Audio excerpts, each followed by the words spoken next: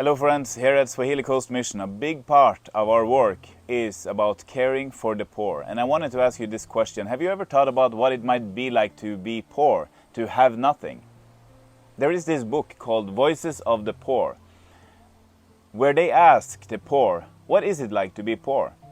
And so let me help you to read some of these answers from the poor themselves, where they explain what it is like. Listen to this. For a poor person, everything is terrible. Illness, humiliation, shame. We are cripples.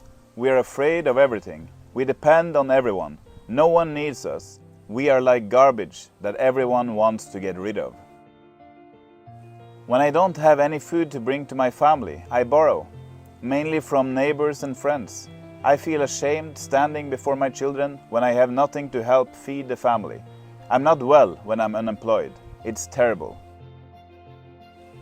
When one is poor, she has no say in public. She feels inferior. She has no food. So there is famine in her house, no clothing, and no progress in her family. Your hunger is never satisfied. Your thirst is never quenched. You can never sleep until you are no longer tired. If you are hungry, you will always be hungry. If you are poor, you will always be poor.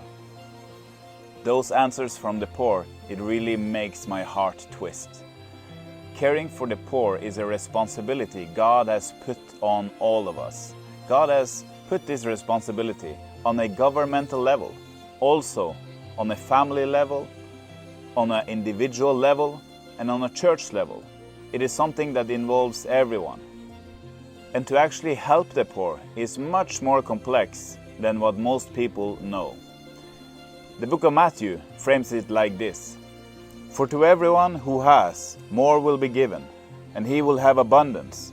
But from him who does not have, even what he has will be taken away. When you have little, it is much more difficult for someone who is very poor to prosper and rise up than it is for those who already have.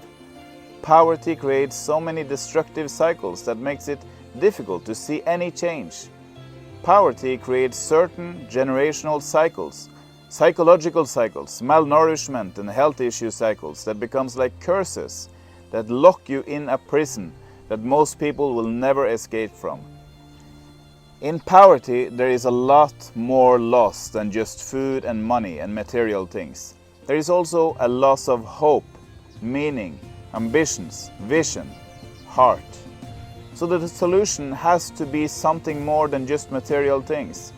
As important as that is, we believe that faith in Jesus Christ has to be central in the work for the poor for it to have any actual lasting change.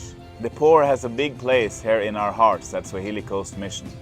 We have 9 years of experience of walking low and slow with the poor, and we have learned a lot of things over these 9 years.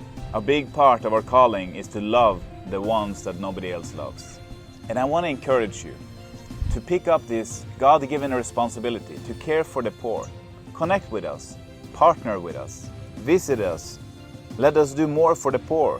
Remember, we live in a very dysfunctional nation where there is very little caring for the poor on a governmental level, in a country that is already very, very poor. So the church has to try and compensate the best she can for a lot of dysfunctional families and governments. Please help us today. We are always in desperate need of more partners. We need more friends, more friend churches, more missionaries, more of everything. The poverty is overwhelming where we are on the Swahili coast.